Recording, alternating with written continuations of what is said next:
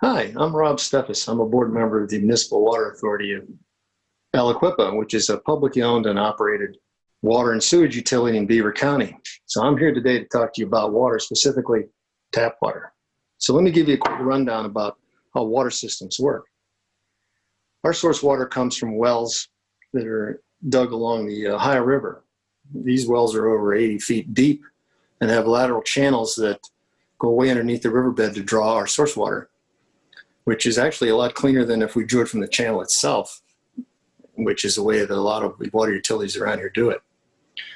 Now, from the wells, we pump it to a sewer treatment or a water treatment plant, which is a facility that was built by the old J&L steel mill way back in the 50s to provide softened water for their boilers, and only secondarily to provide drinking water to the community.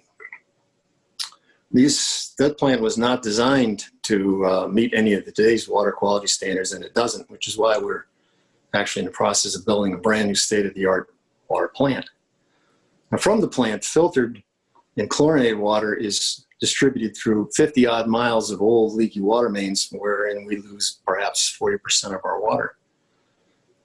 What water does make it down to drains is often mixed with a lot of extraneous stormwater and wends its way through our old and leaky sewer lines to our sewer treatment plant, where it's cleansed, sanitized, and returned to the river. Now, the point I'm trying to make is that our system is very typical of water plants throughout the state of Pennsylvania and throughout the country, which is to say old, neglected, and way past their design lives.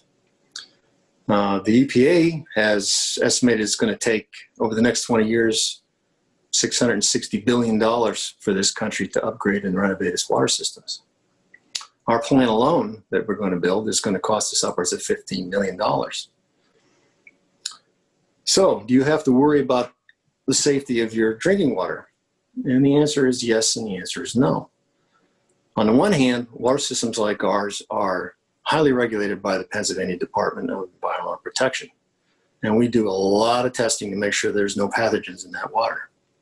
On the other hand, we only test for a few of the potentially hazardous chemicals that seem to be making their way into our waterways and to our groundwater. And it seems to me that there's a lot of economic and political pressure to keep it that way. And I'll give you an example.